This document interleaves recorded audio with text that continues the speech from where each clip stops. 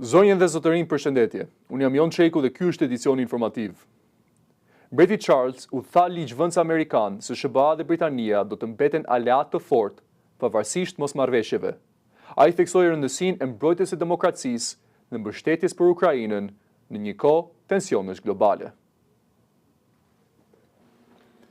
Mbreti i Britanisë së Madhe, Charles, ka mbajtur një fjalim të rrallë dhe historik në Kongresin e Shteteve të Bashkuara, duke theksuar forcën e marrëdhënieve mes dy vendeve në një kohë sfidash globale. Në një sallë të mbushur me ligjvënës amerikan, ku u prit me duar trokiti të gjata së bashku me mbretëreshin Camilla, Charles deklaroi se pavarësisht dallimeve dhe mosmarrëveshjeve, Britania dhe SBA do të mbeten të bashkuara në mbrojtje të demokracisë dhe sigurisë së qytetarëve të tyre. Fjalimi i tij vjen në një moment tensionesh mes dy aleatëve, veçanërisht për shkak të qëndrimeve të ndryshme mbi luftën me Iranin dhe rolin e NATO-s. Edhe pse Pallati Buckingham kishte paralajmëruar se fjalimi nuk do të ishte politik, Charles preku disa çështje të ndjeshme, duke përfshirë rëndësinë e mbështetjes për Ukrainën në luftën e saj me Rusinë dhe rreziqet e izolacionizmit. Ai kujtoi gjithashtu momentet historike kur dy vendet kanë qëndruar krah për krah, nga luftrat botërore deri te sulmet e 11 shtatorit, duke theksuar se kjo aleancë ka qenë vendimtare për sigurinë globale. Në një referencë të thortë ndaj politikave America First, Charles bëri thirrje që vendet të mos mbyllen në vetvete për të vazhdojnë bashkëpunimin me partnerët ndërkombëtar. Ky është vetëm rasti i dytë në histori që një monark britanik i drejtohet Kongresit Amerikan, pas fjalimit të mbretëreshës Elizabeth II në vitin 1991. Fjalimi i Charles vjen në një moment kritik për marrëdhëniet ndërkombëtare dhe synon të forcojë lidhjet mes dy vendeve, pavarësisht sfidave dhe ndasive aktuale. Vlerësimi për presidentin Donald Trump ka rënë në 34%, niveli më i ulët i mandatit të tij, sipas sondazhit Reuters Ipsos. Amerikanët shprehin pakënaqësi për ekonominë dhe mënyrën si po menaxhohet konflikti me Iranin. Populariteti i presidentit amerikan Donald Trump ka pësuar një rënje të ndjeshme, duke arritur nivelin më të ulët që nga marrja e detyrës, sipas një sondazhi të fundit të realizuar nga Reuters dhe Ipsos. Vetëm 34% e amerikanëve shprehen se miratojnë performancën e tij në shtëpinë e bardhë, një rënje nga 36% në matin e mëparshme dhe shumë më poshtë se 47% që ai gëzonte në fillim të mandatit në janar të vitit 2025. Sipas të dhënave, pakënaqësia lidhet kryesisht me rritjen e kostos së jetesës dhe menaxhimin e konfliktit me Iranin, që ka ndikuar në rritjen e çmimeve të karburantit dhe presionin mbi ekonominë familjare. Vetëm 22% e të anketuarve shprehen të kënaqur me mënyrën se si Trump po menaxhon ekonominë, ndërsa inflacioni mbetet një nga shqetësimet kryesore për qytetarët amerikanë. Sondazhi tregon gjithashtu një ndryshim në balancat politike, ku votuesit e pavarur po anojnë drejt demokratëve me një diferencë prej 14 pikësh në prag të zgjedhjeve të ardhshme për Kongresin. Në politikën e jashtme, mbështetja për përfshirjen e SBA-s në konfliktin me Iranin mbetet e ulët, me vetëm 34% të anketuarve që e miratojnë këtë qasje. Sondazhi është zhvilluar në nivel kombëtar me mbi 1200 të rritur dhe ka një diferencë gabimi prej 3%, duke reflektuar një tendencë të qartë të rënies së mbështetjes për presidentin. Departamenti i Shtetit në SBA ka njoftuar se do të prodhojë një numër të kufizuar pasaportash përkujtimore me portretin e presidentit Donald Trump në kuadër të 250 vjetorit të pavarësisë së vendit. Administrata amerikane po vijon të vendos emrin dhe imazhin e presidentit në prona dhe produkte zyrtare, këtë herë përmes një serie pasaportash speciale. Sipas Departamentit të Shtetit, pasaportat përkujtimore do të përmbajnë portretin e Donald Trump, të vendosur përballë një ilustrimi të nënshkrimit të deklaratës së pavarësisë të vitit 1776. Këto pasaporta do të publikohen si pjesë e festimeve për 250 vjetorin e pavarësisë së Shteteve të Bashkuara, që do të shënohet në muajin korrik. Megjithatë, autoritetet nuk kanë sqaruar ende nëse qytetarët amerikanë do të kenë mundësi të zgjedhin mes pasaportës standarde dhe asaj përkujtimore. Ky veprim është pjesë e një serie iniciativash të administratës për të lidhur emrin e presidentit me institucione dhe produkte shtetërore. Ndërto, përfshihet edhe plani i United States Mint për të nxjerrë një monedhë ari përkujtimore me imazhin e Trump. Që nga rikthimi në detyrë, administrata ka vendosur gjithashtu emrin e presidentit në ndërtesa qeveritare, programe vizash për të huaj të pasur dhe platforma shtetërore online. Qeveria e kryeministrit Mark Carney ka prezantuar për herë të parë një përditësim ekonomik pranveror, duke premtuar miliardë dollar investime për fuqinë punëtore dhe projektet madhore. Megjithatë, dokumenti tregon se deficiti do të mbetet i lartë edhe në vitet në vijim, ndërsa masat për lehtësimin e kostos së jetesës janë të kufizuara. Qeveria kanadeze po synon të përshpejtojë zhvillimin ekonomik përmes një pakete të re shpenzimesh që arrin në 10 miliardë dollar.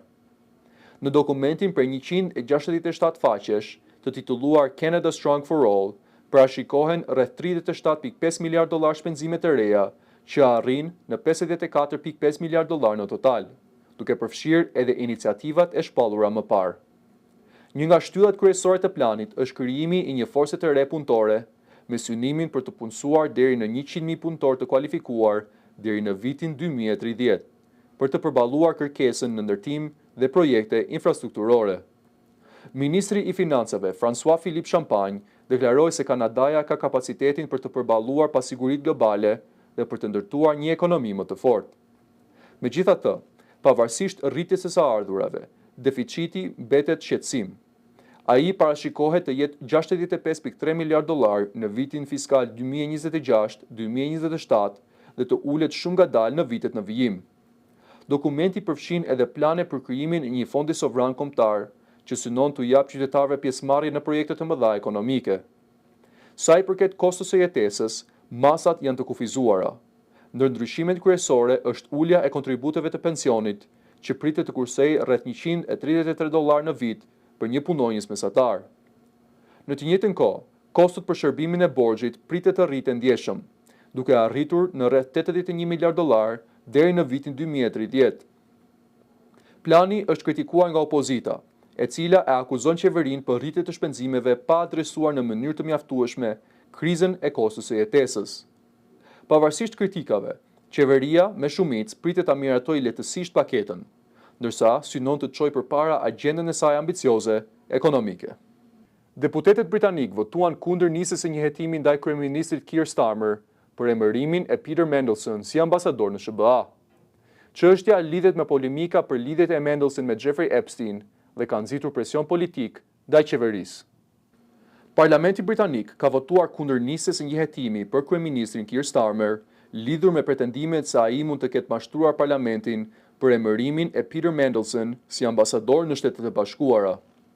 Me 335 vota kundër dhe 223 pro, deputetët rrëzuan kërkesën për hetim, duke i dhënë një lehtësim politik Starmerit në një moment të ndjeshëm për qeverinë e tij.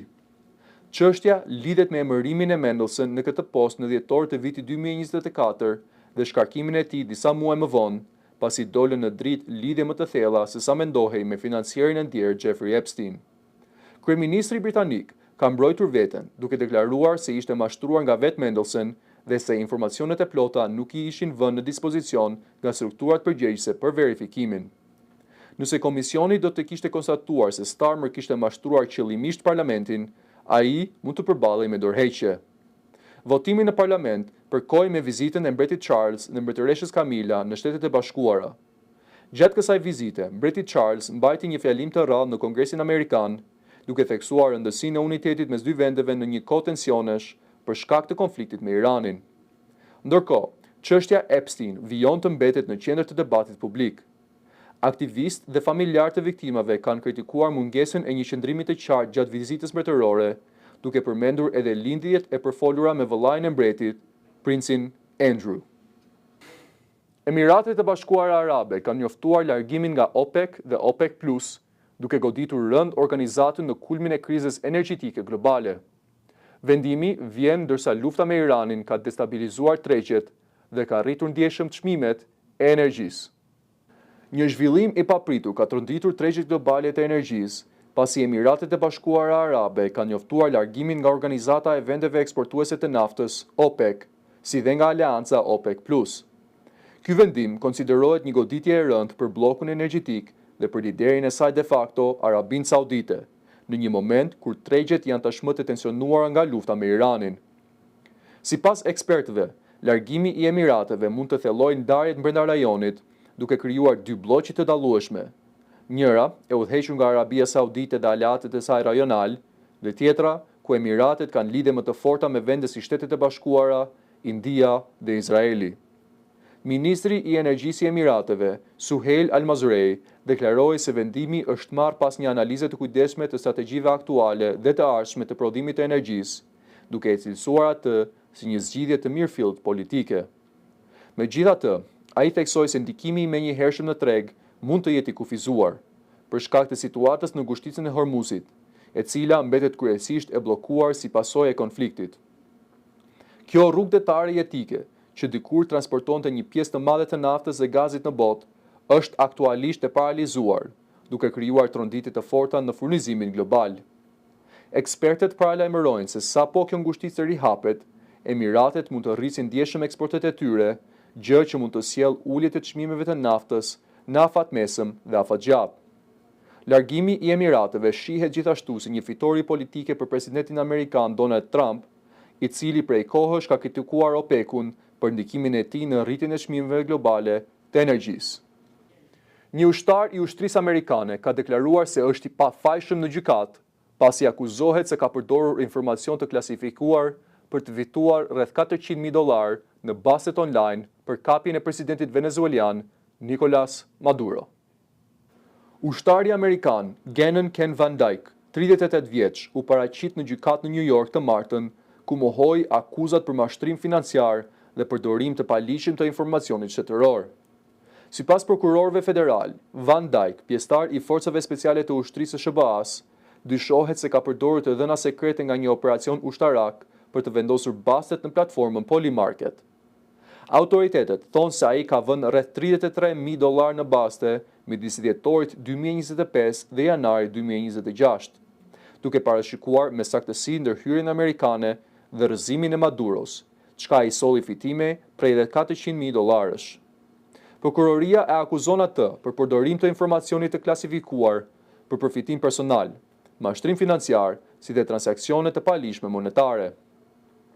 Avokati i tij, Mark Geragos, deklaroi pas seancës se klienti i tij është i pafajshëm dhe e cilësoi rastin si një keq interpretim të veprimeve të tij. Ushtari është liruar me garanci prej $250.000 dhe do të paraqitet sërish në gjykatë më 8 qershor.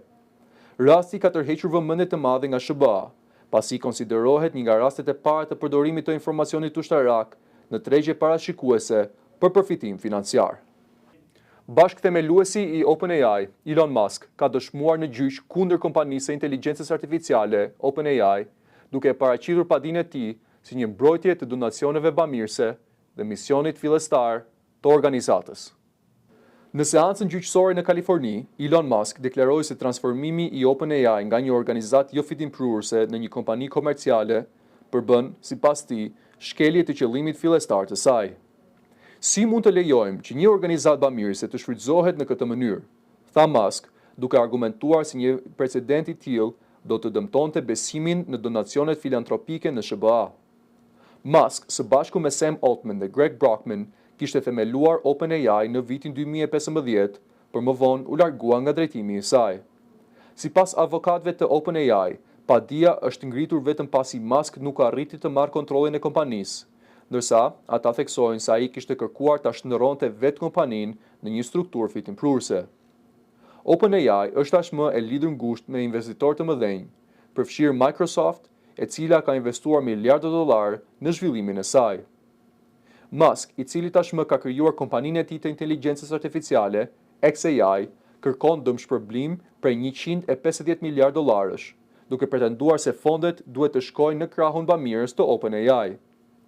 Nga ana tjetër, përfaqësuesi ligjor të Microsoft kanë deklaruar se kompania ka vepruar në mënyrë të rregullt dhe është një partner i përgjegjshëm në zhvillimin e teknologjisë së inteligjencës artificiale.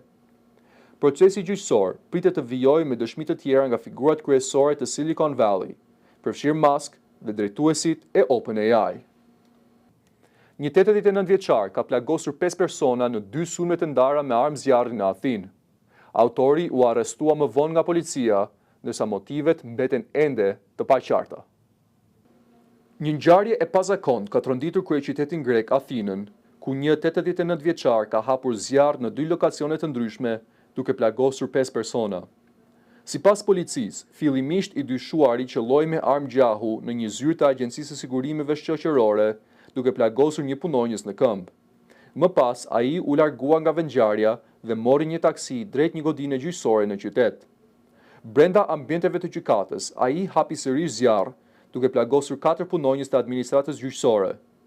Të plagosurat raportohet se kanë marrë dëmtime të lehta dhe janë jashtë rrezikut për jetën. Sipas mediave lokale, autori la armën në vendngjarje së bashku me disa letra të drejtuara për mediat, përpara se të largohej në këmbë. Pas një operacioni kërkimi, ai u arrestua nga autoritetet në qytetin e Patrës, rreth 200 kilometra larg Athinës. Deri më tani, policia nuk ka dhënë detaje mbi motivet e sulmit, ndërsa hetimet janë në vijim për të zbardhur plotësisht rrethanat e ngjarjes.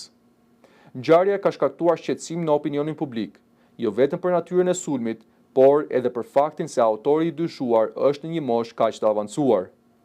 Autoritetet greke kanë rritur masat e sigurisë, ndërsa priten zhvillime të tjera nga hetimet në ditët në vijim. Kuvendi i Kosovës ka dështuar të zgjedhë presidentin për shkak të mungesës së kuorumit dhe bojkotit të opozitës. Vendi pritet të shkojë në zgjedhje të jashtëzakonshme brenda 45 ditësh. Kosova është futur sërish në një krizë politike pasi kuvendi ka dështuar të zgjedhë presidentin brenda afatit kushtetues. Në seancat e mbajtura, mungesa e kuorumit ka bërë të pamundur zhvillimin e votimit, pasi në sallë ishin të pranishëm vetëm deputetët e shumicës së udhëhequr nga Albin Kurti, ndërsa opozita vendosi të mos marrë pjesë. E marta shënonte afatin e fundit të përcaktuar nga gjykata kushtetuese për zgjedhjen e presidentit, duke e bërë dështimin edhe më të rëndë në aspektin institucional. Kryeministri Albin Kurti deklaroi se janë bërë përpjekje të shumta për të arritur një marrëveshje me opozitën, duke theksuar se janë provuar të gjitha opsionet për të siguruar konsensusin e nevojshëm. Nga ana tjetër, Partia Demokratike e Kosovës reagoi duke e cilësuar situatën si një fitore për rendin kushtetues. Sipas saj, është shmangur një shkelje e rëndë e kushtetutës dhe një proces që, sipas opozitës, ishte i njëanshëm dhe jashtë kornizës ligjore. Pas këtij zhvillimi, vendi pritet të shkojë në zgjedhje të reja të jashtëzakonshme, të cilat duhet të mbahen brenda 45 ditësh. Sipas afateve, zgjedhjet mund të zhvillohen në fillim të muajit qershor. Këto do të jenë zgjedhjet e pesta që Kosova zhvillon që nga viti i kaluar, një tregues i qartë i paqëndrueshmërisë politike që po përjeton vendi. Shqipëria ka nënshkruar një marrëveshje $6 miliardë me SBA për furnizimin me gaz natyror të lëngshëm për 20 vite. Marrëveshja synon të forcojë sigurinë energjetike dhe të ulë varësinë nga burimet tradicionale. Shqipëria ka hedhur një hap të rëndësishëm drejt forcimit të sigurisë energjetike, duke nënshkruar një marrëveshje të madhe me Shtetet e Bashkuara për furnizimin me gaz natyror të lëngshëm. Sipas detajeve të publikuara nga Reuters, marrëveshja ka vlerën e $6 miliardë dhe do të zgjasë për 20 vite. Ajo i jep mundësinë kompanisë Actor LNG USA të importojë gaz të lëngshëm në Shqipëri, i cili do të furnizohet nga kompania amerikane Venture Global Inc. Zyrtarët amerikanë e ka cilësuar këtë marrëveshje si një hap strategjik që forcon sigurinë energjetike jo vetëm të Shqipërisë, por të gjithë rajonit të Evropës juglindore. Ky zhvillim vjen në kuadër të përpjekjeve të Shteteve të Bashkuara për të arritur praninë në sektorin energjetik në Ballkan dhe për të reduktuar ndikimin e gazit dhe naftës ruse në rajon. Marrëveshja u firmos në një kohë kur Washingtoni po zgjeron bashkëpunimin energjetik me vendet e rajonit, përfshirë edhe projekte të tjera si ndërtimi i gasjellsëve dhe investime në infrastrukturë energjetike. Përveç Shqipërisë, SBA ka mbështetur edhe projekte në Bosnjë dhe Hercegovinë dhe Kroaci, me qëllim diversifikimin e burimeve të energjisë dhe rritjen e sigurisë së furnizimit. Ekspertet e konsiderojnë këtë marrëveshje si një hap kyç për Shqipërinë, e cila synon të reduktojë varësinë nga burimet e vetme dhe të ndërtojë një sistem energjetik më të qëndrueshëm dhe fleksibël. Në të njëjtën kohë, këto zhvillime tregojnë një rritje të konkurrencës gjeopolitike në rajon, ku energjia mbetet një nga elementet kryesore të ndikimit dhe bashkëpunimit ndërkombëtar. Marrëveshja pritet të ketë ndikim afatgjatë në ekonominë shqiptare dhe në stabilitetin energjetik të vendit. Kjo ishte gjithçka që kishim përgatitur për ju sot. Për më tepër na ndiqni në rrjetet tona sociale, bëni subscribe në YouTube dhe na ndiqni në faqen tonë të webit www.nsmtv.ca. Bashkë mirupafshim.